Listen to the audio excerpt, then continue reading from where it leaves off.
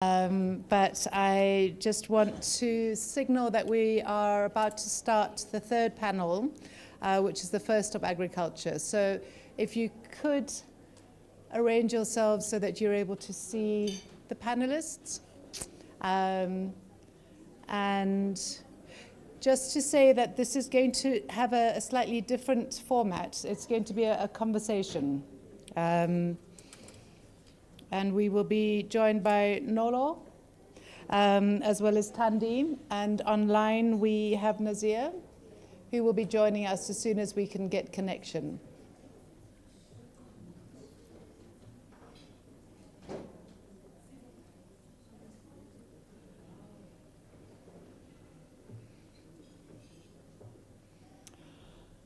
Okay, thank you very much.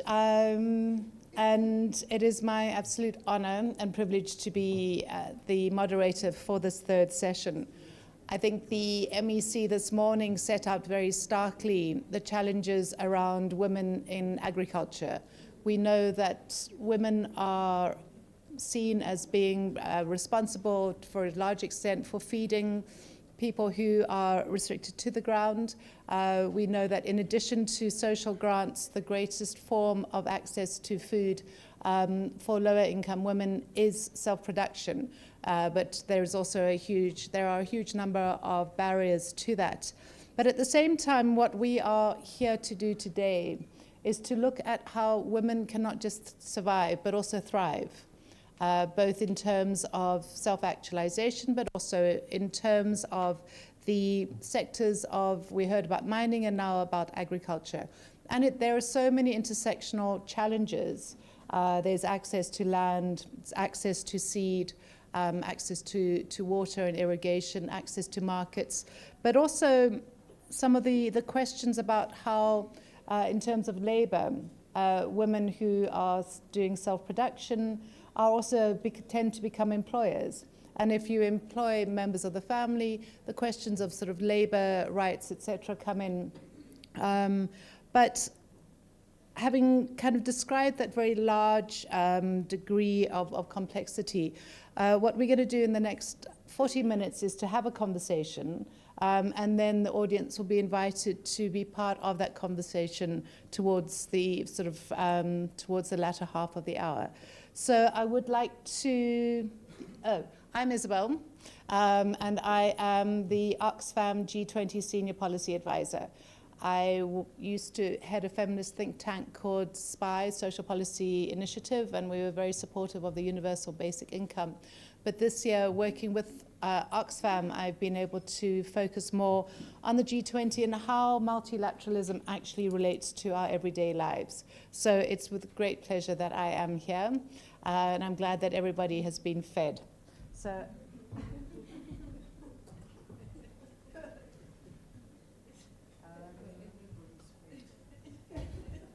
Everybody's fed and watered, great. So, yeah. So I'm going to start off, and as you've gathered, I'm quite an informal person, and so I'm going to ask you both to introduce yourselves and just share with the audience what you would like them to know about you as we have this conversation. So what strikes the passionate chord in you that you would like to challenge them with? Thank you. So I'll start. Okay. Good afternoon. It's kind of interesting to talk about food when you are, quite full, but we will try our best. So my name is Tandi Hopa. I am a farmer who's practicing mixed farming, practicing the agroecology way. I am based in the Eastern Cape, and I'm also a director of a non-profit organization, which is Green River Bend Programs. What we do at Green River Bend Programs is to work with small-scale farmers and other people that are involved in agriculture, your youth and your disabled people. What we want to do is to reshape the agricultural food system We talk about sustainable food systems, and we assist the farmers and those who wish to enter into the agricultural space to start the right way, to start with the sustainable farming way. So the space where I come from, it's where women carry the land on their backs and the future in their hands. Farming isn't just a profession, it's a form of survival, it's a form of resistance and of a legacy. So what I'm going to talk about today is not only the injustices that we face in agriculture, but also the opportunities that lie ahead if we do something, which is to choose a path that is rooted in equity, care, and collective power. Thank you very much. That's the most amazing line.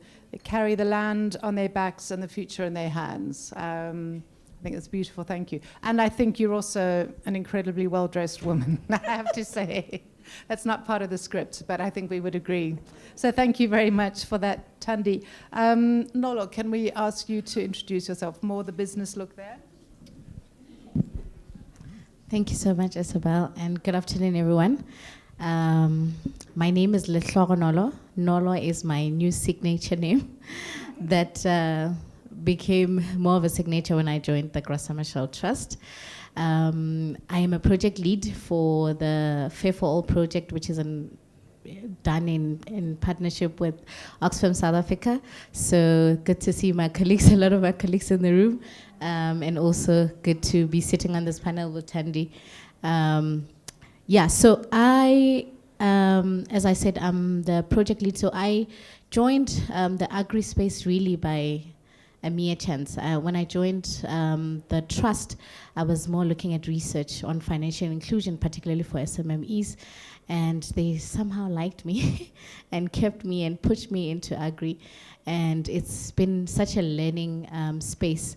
But I really grown passionate about this industry.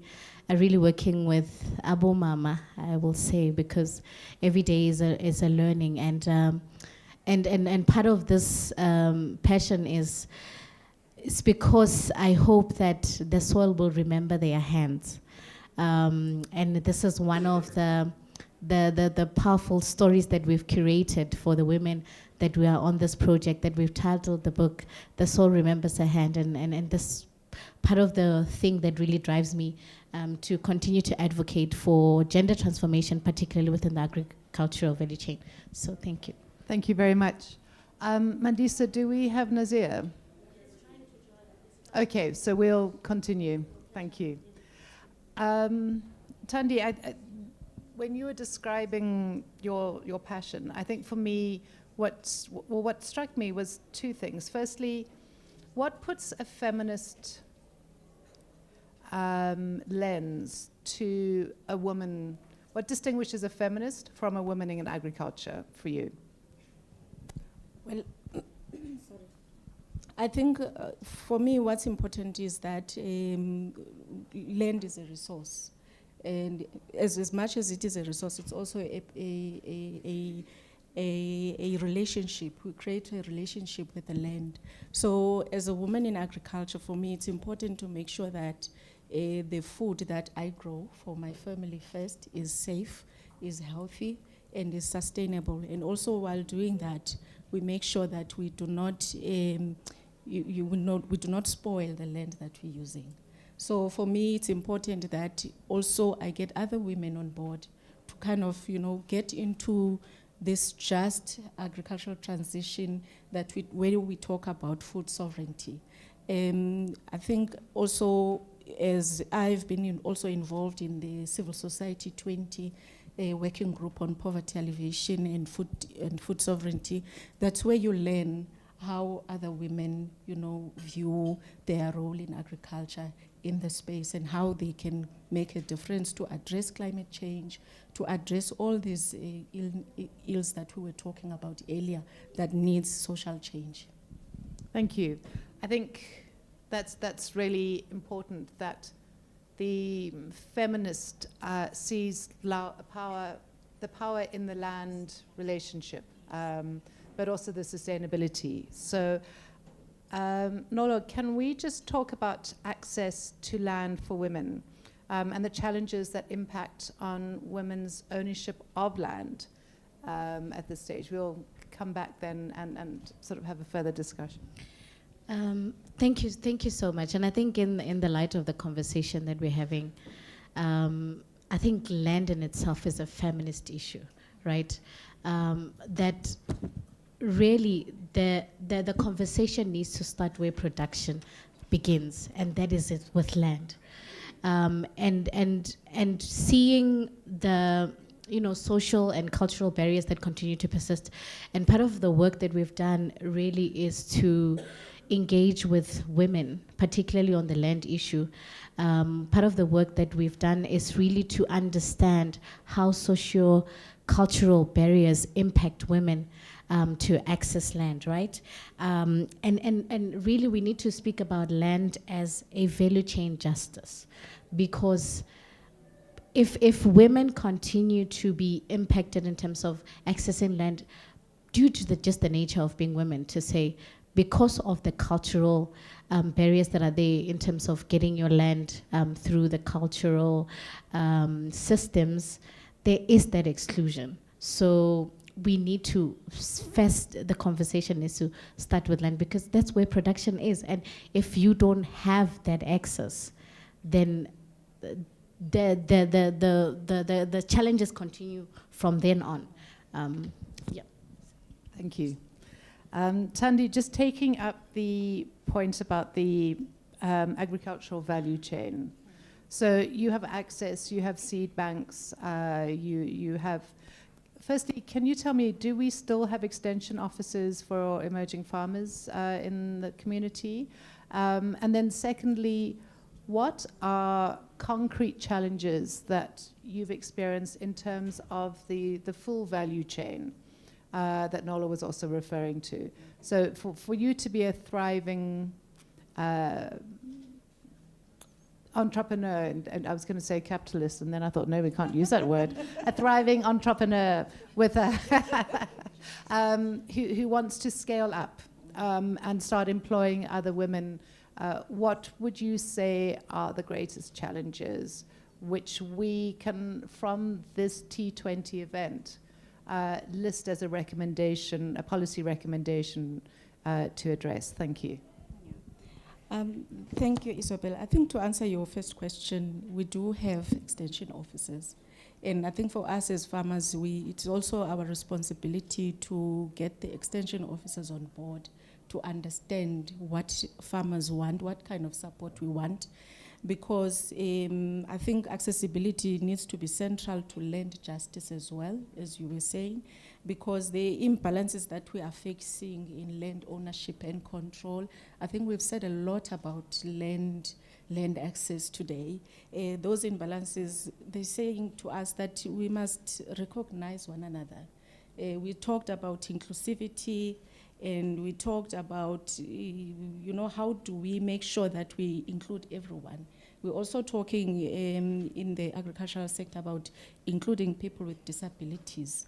How do we see them fitting into the value chain? How do we make sure that they also, their needs are also, in the policies themselves? How do we make sure that they also are able to access land? I think also the other thing that I think it's fair to mention is that land sector has to become accessible in every sense, which means that it's not only about removing the physical barriers that we're talking about, but also designing ownership structures, financing system, education, and infrastructure that will include and support, everyone, including people with disabilities. You'll find that I'm always, stressing the point of inclusiveness around people with disabilities, because in my experience, they've been the most neglected. Thank you. Nolo, in addition to saying land is a feminist issue, which I agree with, you also said that you referred to the title of the publication, "The Soil Will Remember Their Hands." I'm going off script here. In the work that you've done, have you come across women whose mothers and grandmothers before them work the land? And is there a matrilineal sense of access to knowledge and production which could be nurtured and could be reproduced as learnings? Thank you so much. Actually, so part of the work that we're doing, particularly in the Eastern Cape, is we're working with, I say Abu Mama because they are mothers. Some of them are in, retirement. Some of them are nearing retirement. And one of the things that have haunted me was one of them said to me, "I'm getting old. And at this phase of my life, I'm supposed to be working on legacy preservation. But I'm still battling access to land, access to markets, which by now, those are the things that our children should be thriving now and taking on the businesses." So what I've seen in particular is I think South Africa has quite progressive legislation in practice, in theory, right? And we see the disconnect in terms of the implementation. And also, I think just also the system, the politics is also sometimes an impediment, right? Because we want to see women have agency. We want to see women take up space and actually own the land that they work. But when you look at, particularly in communal lands in the rural areas, is you still have to go through the chiefs. And yes, there is been transformation, but you still see that the patriarchy is still very much high. That Abu Mankosi still have to not be in the room with the chiefs in terms of decision making. And we did a gender land audit, and part of that was we wanted to find ways, how can we co-create with community members? If you see in some of the areas that PTO systems are in place where people have PTO, some of them have access to land, but they're not using the land. And then you have SMMEs who want to make use of the land, but they don't have that access. How do we come together and have the conversation to say, can we be able to use your land for farming productivity? And this is not to say we want to take land away from you, but we want to be productive, because SMMEs are working the land for the betterment of that community. So trying to facilitate that conversation between the chiefs and Abu Mankos, which are the chiefs' wives, because it also is difficult for me to get in the room with the chiefs. So I have to go through the chiefs' wives. So those barriers are still there. But I think we need to also think about legacy preservation, and we're still far from that. Legacy preservation. Sorry, Loretta? Can't hear you. Nazeer isn't able to join. Okay, that means we have more time, which is great. Tandi, the question that Nola was referring to, which is access to land. As I understand it, people can have access to title, but when I was growing up, there were also cooperatives. Cooperatives that are, and different kinds of co-ops, so the productive co-ops, the savings co-ops, etc. I know that government is always trying to push cooperatives, and to a certain extent we experience some challenges. What do you think that there is a role for cooperatives of women in terms of farming, access to land and access to financing? Or would you recommend another way of owning and holding land for women who are wanting to grow their productive capacity? That's a difficult one. I know, my questions start small and get very big, sorry. That's a difficult one. But in my experience, I have, in my other life, worked with cooperatives. And it has been easier for cooperatives to get access to funding to do farming. However, it has been proven that it is best to work with cooperatives that have members within them that share the same vision, so that that cooperative can easily, progress and scale up the business, because when you're farming or when you are in a group of people that saying that we want to earn an income, for lack of a better word. So what you need to do is to know what it is that you're going to do, and also make sure that you have systems in place to attract funding. And when you are attracting funding, you have to have access to the land that you are going to farm, access to market, and how are you going to push the vision of owning the land as a cooperative or as a group. So I think that also cooperatives, they have a fair chance of winning the battle of access to land. The only thing that one or the group would need to make sure that they do is to make sure that they're sharing the same vision, which means that we have to understand what it is that we want to do with the resources that we will be given. Because when the government gives you a resource, they want to see that you are putting that resource to good use. And the government would not want to fund a cooperative that will die tomorrow. So it's important to make sure that the vision is shared among all, because then we had said that that the land becomes, you get to have a relationship with the land. So if the cooperative gets disbanded, who's going to work the land? That's my view.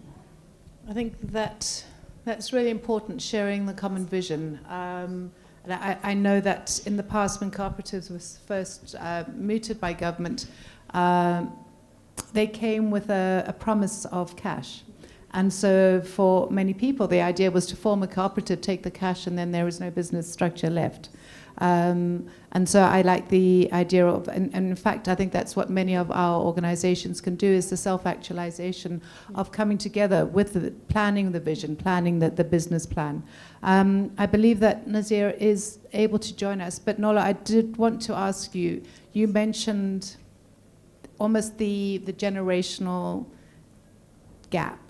The mothers, those about to retire. I hope you didn't look at me.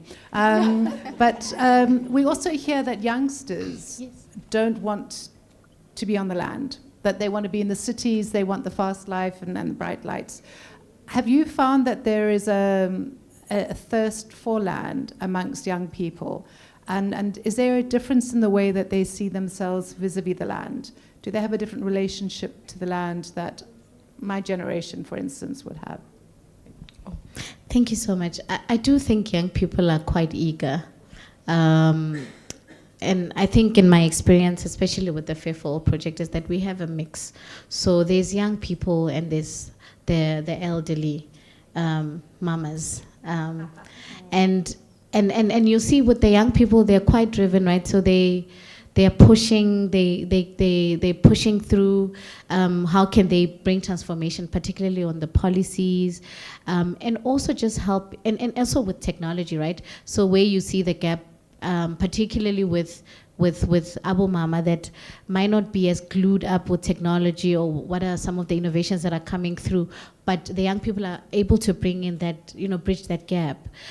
So there is that thirst, and I think that there are a lot of young people that are in agriculture, but maybe we are not also consolidating the movement. And part of the work that we are doing at the Graça Machel Trust is we have the network of African women in agribusiness that cuts across the different countries in Africa, where we really want to be able to consolidate the agribusinesses, so that when we are pushing for advocacy, when we're pushing for transformation, we are able to say we have data, we have a network that you can actually go to and say, if you're looking for young people within this value chain, this is where you can find them, right? So I think that there is definitely that thirst, but also we need to be able to bring that support and bring in that indigenous knowledge from the older generation to be able to continue, because I think that a lot of the mamas, they still farm organically, and which is very important to be able to harvest that knowledge. Absolutely, and I'm glad that you referred to the rest of the continent, because, I mean, this is a continental G20, but I know that the challenges are very specific in South Africa because of the theft of the land and the fact that people were forcibly removed, and a gap in that. But it's good to know that the indigenous knowledge and information is still there. And I like the point about the tech. I think that definitely is something which needs to be woven into farming conventions. But also, I would imagine that there is quite a bit of funding that comes with funders looking at a technical perspective, and so you don't want the sort of generational divide to remove the mamas from the production chain. I'm going to ask Nazeer Sonday. I believe that yes, sorry, hidden behind the banners. Nazeer, hi, how are you? I'm fine, thank you. I apologize for being late. I had some technical difficulties joining the group. No, we understand. You're in the Western Cape? Yes, I'm in Cape Town, the Western Cape, that's right. Okay, I believe it's very rainy. Well, it's when it rains, I'm always happy. Well, I would imagine, as somebody who is close to land and production. So when we started this panel, I just asked your other two fellow panelists, Tandi and Nolo, to introduce themselves. Nazeer, could you introduce yourself to us? I know I have met you, but and just describe what sort of pulls you to the land. Well, thank you, Isobel, and I'm happy to be part of this esteemed panel. Yeah, so I'm a small farmer in the Philippine horticulture area. I started off on my journey in farming, really just wanting to farm. And I ended up doing a whole bunch of other things, including trying to protect our very farming area that is being threatened by developers and mining companies.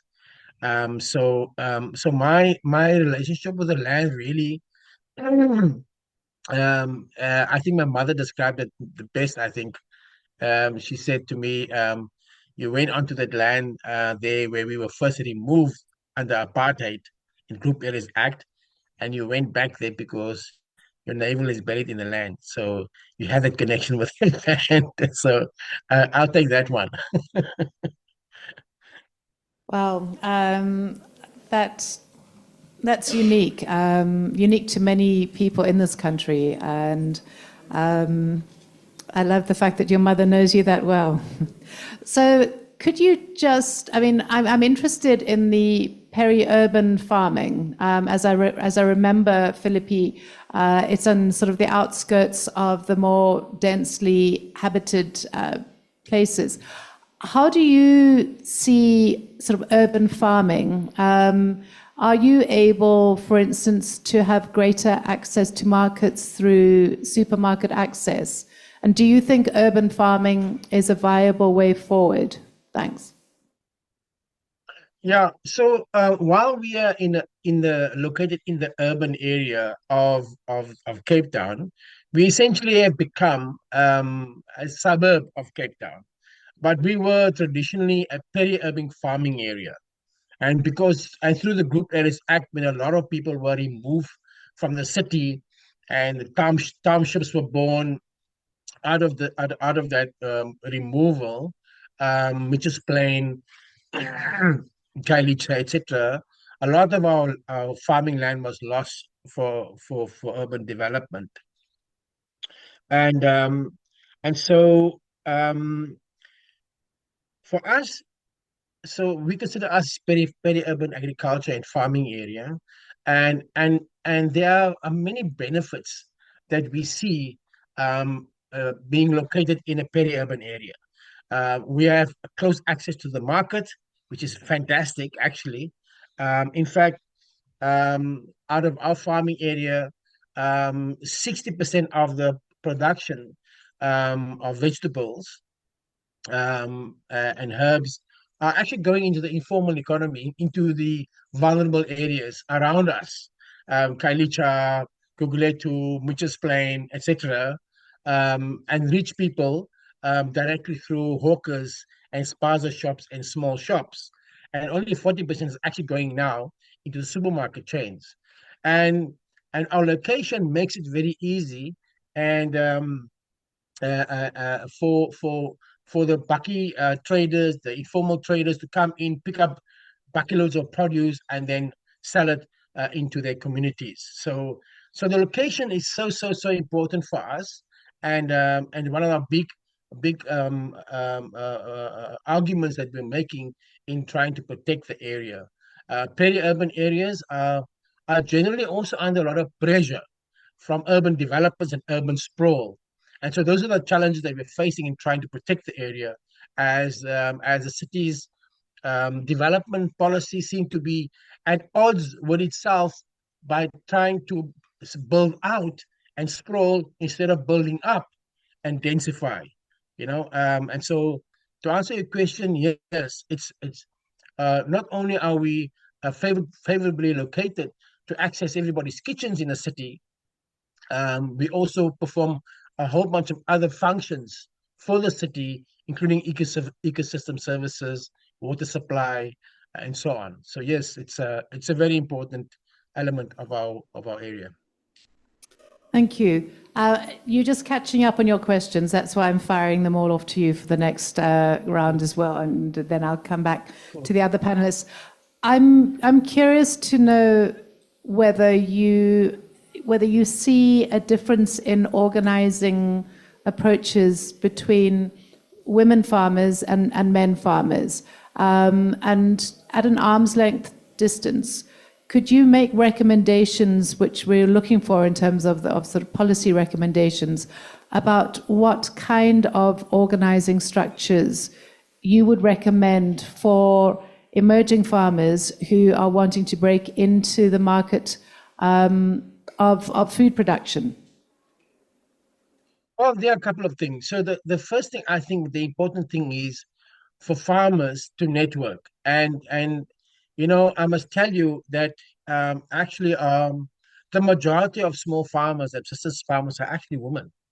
So the women are the driving force really around the small scale farm and agroecology movement. And I don't see it changing anytime soon, right? And so I think that needs to be maintained. And I think the other thing that will help us in building this movement is to have closer relations in terms of our learning and knowledge production. So having study groups amongst the various groups from the province and also to a national level, and linking all these farmers together in a kind of a movement that not only talks about the to build the interest of farmers, but also to also share in the knowledge, in the production knowledge, as we further develop that, because that's also an important part of this. So I think structurally, I think we can do more to bring farmers together in provinces, but also between provinces, and then build this movement. And I think the leadership of women is key to achieve that. Thank you very much, Nazeer. And I think, Tandi, to come back to you on that, the idea of sharing knowledge in using what Nolo was saying about tech, having WhatsApp groups, sharing information, the change of seasons, what kinds of steps to take. Have you seen this happening? Is that something that you think would be of value as we move forward? Definitely. So as a farmer, you don't grow your crops alone. You grow with other people. Whether you're farming with your poultry, you're not growing those chickens alone. You grow with other people. So those groups, they help you to know, sort of to do what we may call to fix what's going wrong.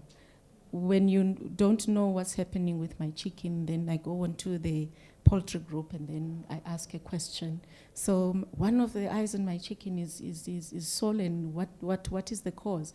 And then another farmer from the other end of, whether he's in Joburg or she's in Cape Town, they are able to, because it's a sharing platform and a learning platform, because that's where some of the things you do not need to go to school for. And especially in farming, most of it from my side has been trial and error. And I would not be where I am today if I have not been part of the many groups of farming that I am in. So what Nazeer was saying, that the sharing of information, your WhatsApp groups, that is your network, your informal network, where you are able to reach information as and when you need it. So it's very powerful. It's a very powerful way of networking and of learning more about the industry that we are in. It helps us to, when we're facing challenges together, you post them, and someone maybe in Durban or KZN, they will tell you, no, I have come across this problem once. It also helps us as farmers to market our products, because if you are not on a group of other farmers, how are you going to sell your produce? Because it's also a marketing platform. So, yeah. That's very exciting. I did not know that chickens have bad eyes. Yeah. Nolo, something that you mentioned, you mentioned the handing down of indigenous knowledge. Now, we're also facing climate change, which frequently disrupts what is known. Have you come across ways in which people can collectively come together to share lessons about how to adapt in the face of the great unknown, which is what change is? We don't know how the change is going to end up. What have you seen on the ground? Thank you so much. So just to echo my colleagues, that networking is power, and I think, and thank you to Oxfam and making sure that there's collective of women and men, because it's not just about women, but men are also great allies, to be in community and networks. And at GMT as well, we really believe in the power of networking and knowledge and learning exchanges. So there is that interaction, there is that knowledge sharing.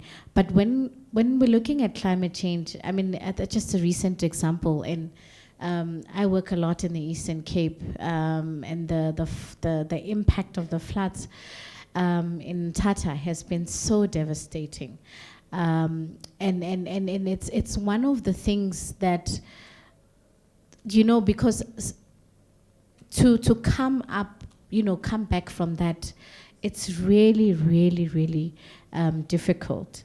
So how do women get back up when they've lost their homes, they've lost their produce, they literally have to start from zero.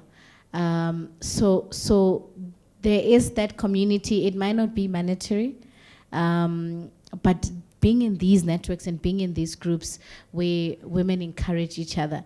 And sometimes it may feel like, oh, people say, oh, I'm in so many groups, oh God, on WhatsApp, or, you know. It's been, for me, it's been so beneficial because I'm in so many groups. I knew nothing about agriculture, but every time I'm learning, Nazeer will be sharing, you know, methods of, you know, composting and also we also you know, look at ways in which we bring women together to share, you know, our dialogues, our workshops. Sometimes things feel repetitive, but sometimes it's knowledge that somebody else needs, and it's good for people not to be hungry, like to be selfish with knowledge, but to share it with others. So one of the groups on Just Transition, really, there's always like documents, pictures, videos. It might look like, oh, you know what, there's always, but it's so much knowledge that women are actually, learning and bettering their practices, right? Adopting even other new climate smart agriculture practices that they can bring into to the ways in which they farm. So I think it's really critical to continue. So thank you to Tech for WhatsApps and these sessions, because sometimes we're like, oh, why are we coming to talk and listen? But it's very important for that learning exchange. Well, I also like the fact that that it's non-market related. That I mean, we keep what we have by giving it away, and in that way we build a common strength. Nazeer, you mentioned mining, and so we've just been hearing about the impact of climate change on the resilience or vulnerability of people in agriculture. Won't you share with us what you're experiencing around the threats of mining and what communities are doing in order to stand collectively against threats to their livelihoods? Well, mining companies are very, very underhanded. They get the permissions, the zoning permissions from the different permissions from the different levels of government, um, and they often don't participate, don't allow communities to participate in the issuing of those permissions. And we found that we had to really, really struggle to make sure that our voices as a community is heard in all of these permissions. And a lot of them we actually missed because they were done behind closed doors. And the only one that we are hanging on to now is really on the water use license. We lobbied the Department of Water and Sanitation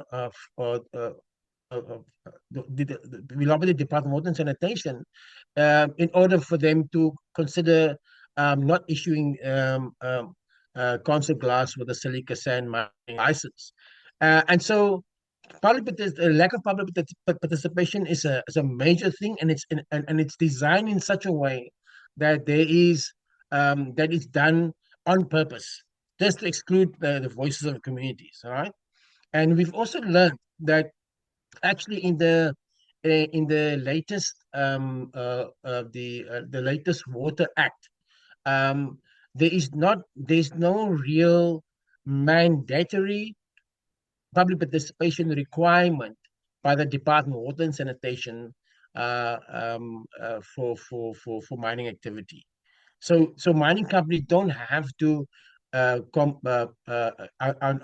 have to necessarily engage in public participation. It's optional at this stage in the way the Water Act is reading right now, and we're trying to fix that through our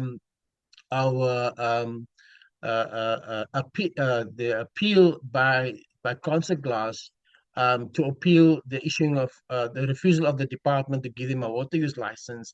And through that process, we are hoping to, at the end of the process, go to court and draw attention to the lack of mandatory public participation for a water use license.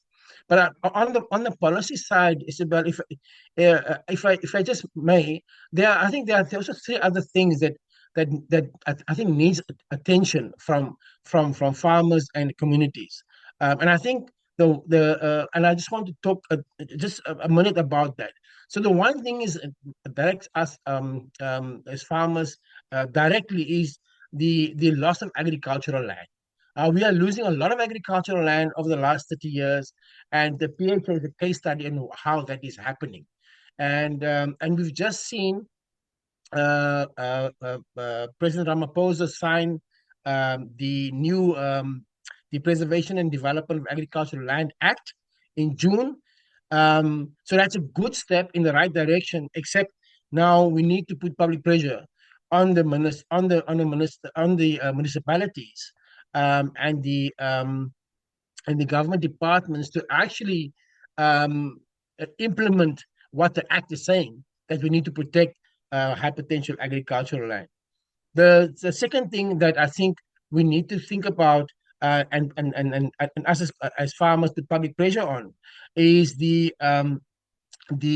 government's land reform beneficiary selection policy that allows the misuse of of uh, of this policy, so that the wrong people end up getting access to the land. We have bizarre cases where in our community we've applied for land and the government has brought in some farmers from outside our area, um, and um, and they rigged the selection process in such a way that these outsiders have access to this land.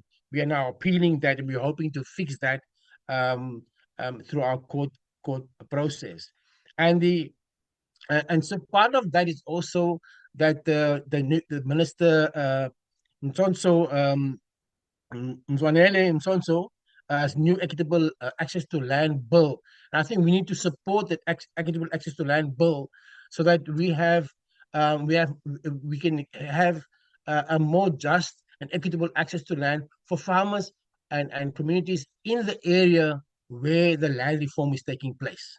All right. At the moment, the bill favors um, corruption to take place, where land is made available to friends and families of officials and so on, and then local farmers and communities are left out in the cold.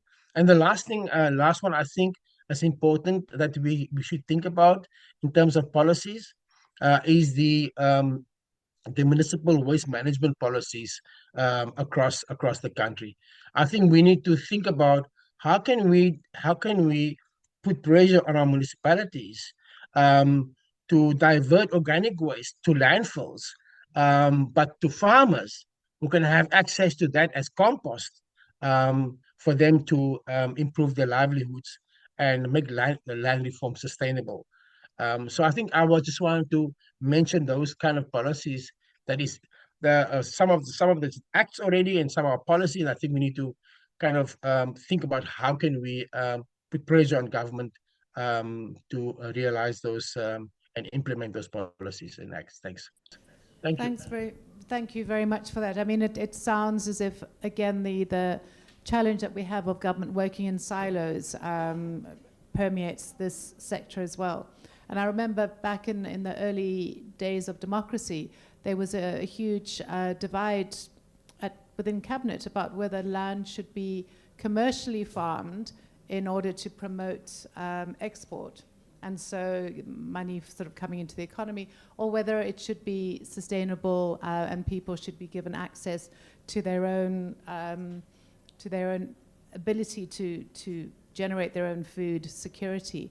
I am going to open it up to questions from the audience. Are you the audience? From participants. And I think we've got a wide range of expertise here. So we've got Nazeer, who's combating mining and access to water. We've got Tandi, who is looking at inclusive value chains. And we have Nolo, who's also looking at the question of gender and age and power and access. So please put your hand up. I'll ask three questions. I'll ask for three questions. And if you could identify yourself. Oh, this is post-lunch, hey? Okay, 1, 2, and just a third hand. We'll take the two. Great, thank you. Hi, Adrian Joseph, South African Institute of International Affairs.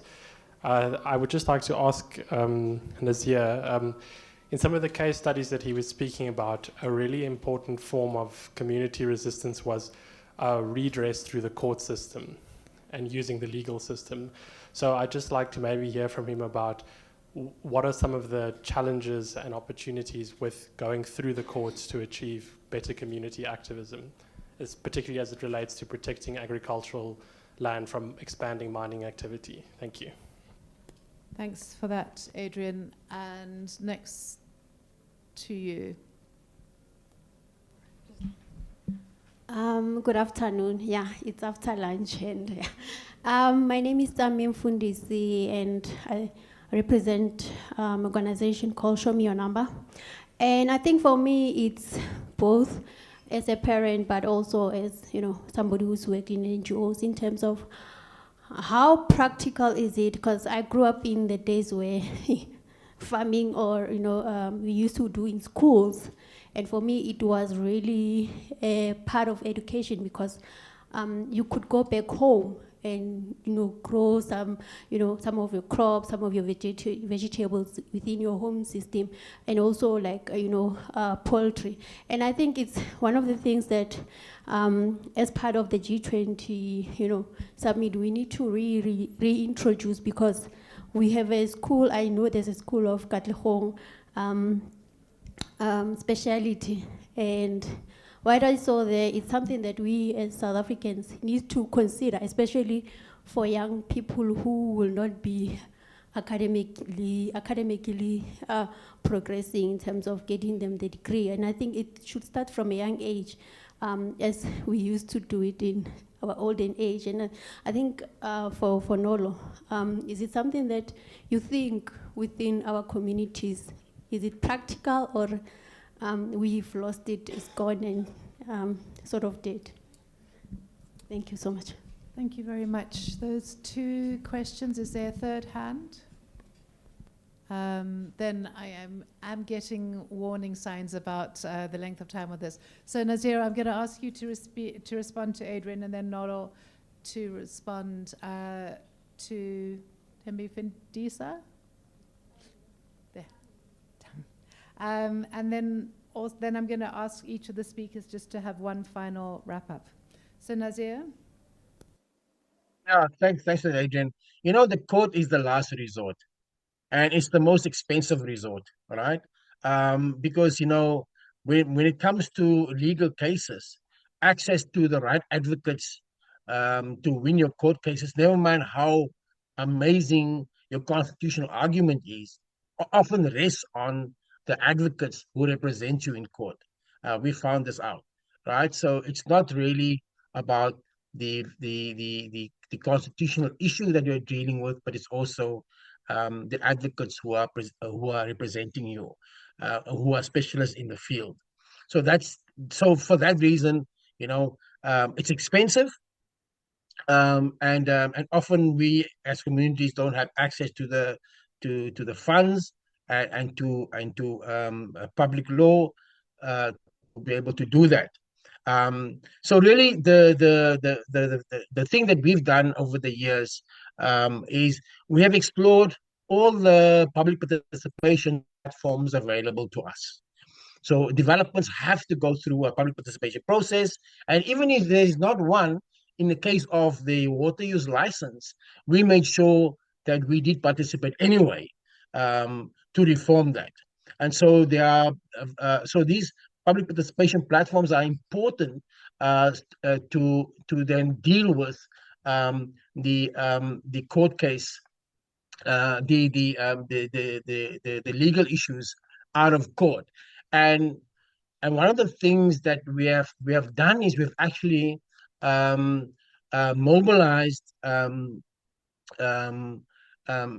universities and academics to sharpen our arguments in these public participation processes. And through that, even a lot of studies have been generated to support the work that we're doing. So public participation is the first step in dealing with these mining companies and developments. And it's a long haul process, but it's so worthwhile to do that because it doesn't come at a huge cost. The last resort is, of course, going to court if you have lost appeals around rezones, around mining license applications, etc., etc. In our case, we were fortunate that in 2020, after having lost the appeals against the Auckland City Development, the City of Cape Town, and the MEC Bradell, the provincial government, the court agreed with us that the development was not a good idea.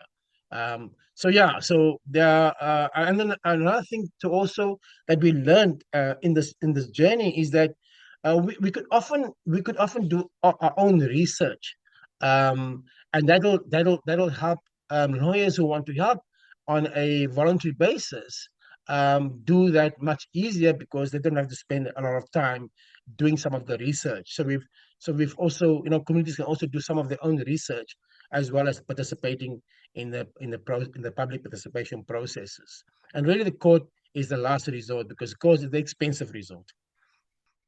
Thanks, Nazeer. And I think that that's a really important point. So the research is something that communities can do. But I also, in my mind, I had this idea of a farmer not only needing to know the land as well as climate change, but also to become a lawyer in order to defend rights. So it's really not a sector for the faint-hearted. Nolo, you had a question about education and training. Thank you. I think I didn't have the pleasure of having the education system that had consumer studies, agri, and I remember, my parents used to tell me how beneficial it was, and I've seen it because they had practical skills, right? Much of what we didn't grow up with having that education. I think we need to go back to those basics, and not just on agriculture alone, because we look at textile, we look at, and I mean, we have amazing chefs that, have prepared such great meals for us today. But those skills are very important because they are income generating skills. And we need to go back to those basics, more than just giving people theory, because it's not really helping us if we don't have the practical skills.